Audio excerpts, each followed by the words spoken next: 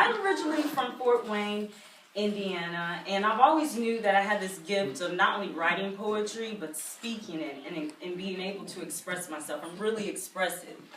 And so 3 years ago, I decided, well, let me at least share some of my poetry. But if it weren't for me being able to just get on the stage to share, I wouldn't be right here today. God told me this would happen. He even prepared me. He said, be patient, be kind. All things will turn out just fine. All he asks is for me to meet him 50-50 and stay on my grind. They may not understand now, God says, but your actions will speak through loud signs. Stay steer from negativity because it comes with experience, saying all that they can like they're the master at hand. Remember to stand, God continued. Not everyone will be your friend, but know who told you so. You will have to agree to disagree too many times, but again, you'll be just fine. Because following one's dreams always requires some kind of defeat. So no, some haters do care, but if it's not their dream, it will be hard for them to see. So trying to prove oneself for others can be stressful. However, striving for your goals and never giving up will give the vision of maturity. Through thick and thin, you have made it. The dark path that only you see bright for your future is necessary with the creativity. So again, you'll be just fine. Remember to stay on that grind. Your future will be oh so worth it. You will be so happy because you birthed it. Mistakes may have been made in the past tense, but only now what you dream makes sense. God adds that there's a time for everything. God makes time before that fat lady sings, so spring into action. Following one's dreams give a person great satisfaction, and then, and only then, you will see you are just fine. Never straying from the grind, never taking time to rewind. What God says is true. Do his will, in his way, is what we all are meant to do. God is the only one who can give strict directions, following the right path, just for each and every one of you. Thank you. This next song I'm going to do, this is a song about my mom, and she's an amazing soul, and she's so blessed my life with her music, her joy, and her harmonies. She taught me perfect harmony, taught me to sing in harmony, so the song is called Perfect Harmony. There's a few things in this song that you'll hear that I would like to just share real quick. I had an experience in the hospital where I believe I was somewhere else and met our Creator, and she mentions it in this song just briefly. And one of my mother's favorite phrases was "Glory be." And so I'd like to do a song that commemorates her life, and she's talking to me in the song, what she would have said if she could have told me that she was going to go.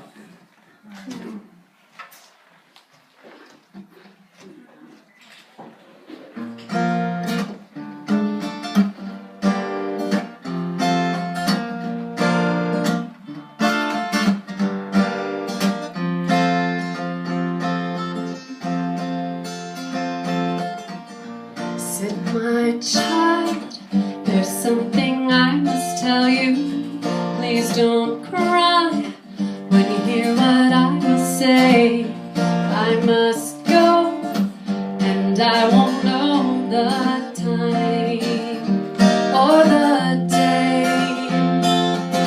Remember that place where we were for just a moment. What you heard and what you saw was just a glimpse of what's to be. Each time you laugh, I will laugh with you, and every song you sing, I will sing with you in perfect harmony. Remember those times when we took all those photos of the branches against a bright blue sky. When you look up into that blue sky, you will see my smile. Each time you laugh, I will laugh with you, and every song you sing, I will sing with you in perfect harmony.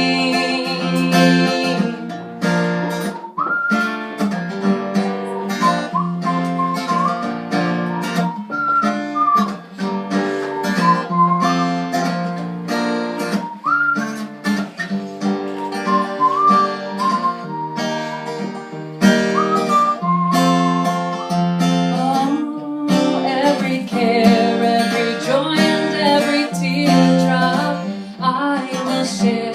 Have no fears of ever losing me, because each time you pray, my hands will be in yours, and as you say each hallelujah, you'll hear my voice saying amen, amen. Glory be, oh, each time you laugh, I will laugh with you, and every song you sing, I will sing with you.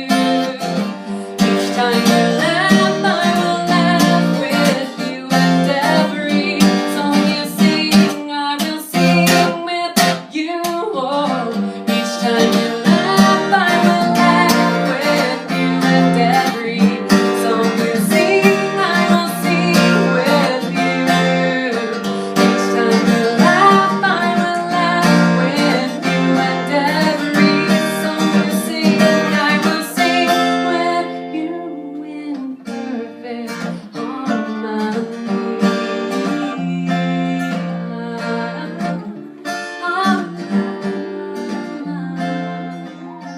perfect harmony.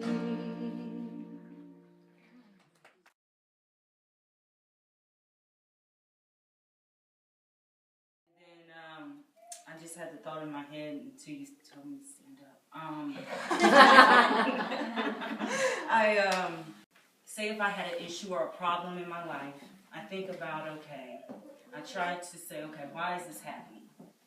And I think about my responsibility within the situation. What am I doing? And then I take away some things, because sometimes we stress over so many things, and it has everything to do because of how we feel. And it's okay to like feel, but it's not okay to linger on that feeling, especially if the feeling is not valid, or especially if another person is within the situation and they're probably getting great sleep at night. You know, some things we could kind of just cross out and like, okay, and that just, it's like a burden off of my shoulders for me. So that's just what I do. I think like everybody, we all have obstacles. We all have obstacles, and then we've been taught how to deal with them from a young childhood. And some things you have to rewrite in your brain. You have to talk to yourself and rewrite it, that you are worth it, that you can get through it. A lot of times when people have loss, you almost have to reinvent yourself. You can become a victim, or, as I say, a victor. You have to realize that this mate or whoever it is, ex-husband, they aren't your life. That you can love them, but you have to keep learning to move forward. And if I start off in the morning, and I have to tell myself at night, don't forget, in the morning, I start off positive. Honestly, that sounds so hokey, but if you really decide you're going to do something positive, it helps you for the rest of the day. And really, I'm in situations quite often that takes tolerance and forgiveness. And a lot of people say, why did you say that? Why did you put up with this? But helping whoever it is that you might be coming across in life, if they're having a hard time, this person's young, didn't have a mother figure, and very insecure. This is just one of my examples. And sometimes can really play dirty and really hurt. But instead of me trying to jab back, I surprise her. And I try to stay calm. And I realize that's not going to happen. So, being a good forgiver and trying to see beyond why that person's acting that way and understand that person, you can bring them and turn them around. just makes. But what I wanted to add to the conversation was what my mentor taught me, which is that we have to, our mind is like a garden, right? And just like a garden out here, if Kelly has a garden and she doesn't plant good seeds and tend to it, flowers don't just come up, weeds come up. So what my mentor says, you have to stand guard at the door to your mind. You can't let just anything fall into your garden.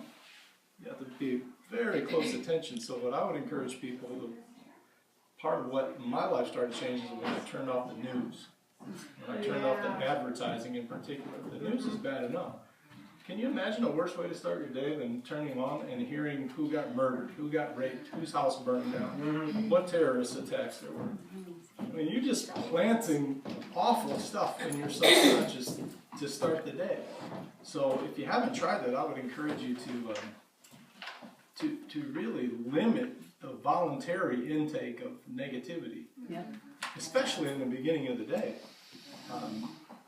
And just to add to that, you know, we have enough adversity that comes in, you know, unexpectedly into our lives that we don't need to put stuff in there on purpose, voluntarily, horror movies and this sort of thing. I mean, so stand guard at the door to your mind. And just add one last thing I learned from a guy named, I'm going to say it wrong, Thich Nhat Hanh, I think his name is, but Thich Nhat Hanh. He said a lotus flower, which is very beautiful, it can't grow on marble, on clean marble. It can't grow on that. It has to grow in the mud. You know, it has to grow out of the dirt and the slimy and the stuff that we're trying to avoid. It can't grow on a beautiful, clean surface. So we have to welcome the negative things that come into our lives and see them as something out of which something beautiful can grow. So that's what I'd add to it. Thank you. It's almost like the talk in your mind, the noise in your mind, is a person that will not stop talking. And they've told you everything about their entire life and everything they've ever done and all the problems they've ever had and all the shoes they've ever worn and all the everything. And you're just like, it's like a poke on the shoulder with the centering prayer. So you've got the thoughts and they're doing this. And you choose a word, and it's supposed to be a neutral word. It's not supposed to be a word that has emotion attached to it. Sometimes love has such a powerful emotion attached to it. In the negative sense, it doesn't bring peace. I can't get love. I need to feel love. I'm supposed to feel love. Peace is a word that's powered with a lot of emotion. I need to feel peace. Come on, feel peace. Peace. Peace. What's up with peace? Hello, I said peace. So you get to thinking about what you try to make your thoughts do. So I've chosen words like rock. Rock for me shows stability. It doesn't hold a powerful negative emotional charge to it. And as the thoughts come in, I just think rock. And it's like that tap on the shoulder to those thoughts. Thanks.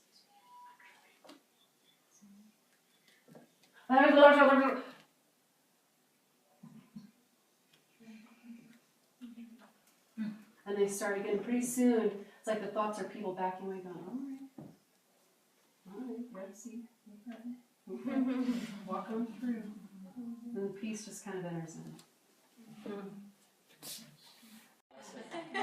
But not everybody else does. I've been I'm in a new position now, and this boss that I've not worked for a long time. But he made the comment that I was the female version of Spock. Confidence? Where did that come from? But what it comes back to is because I've learned to live in the quiet, that I'm not as in tune with other people's feelings and emotions because that isn't relative to me. I'm not saying that I don't have feelings and emotions or that I don't acknowledge that other people have them, but oftentimes we forget that our feelings aren't always telling us the truth. And that is part of our noise. That is what we're not clearing out and what it's not allowing us to focus. Oftentimes when we figure out that our feelings or our emotions are our own noise, then we're able to see when we're the causation of noise for other people, or when we can cease that noise.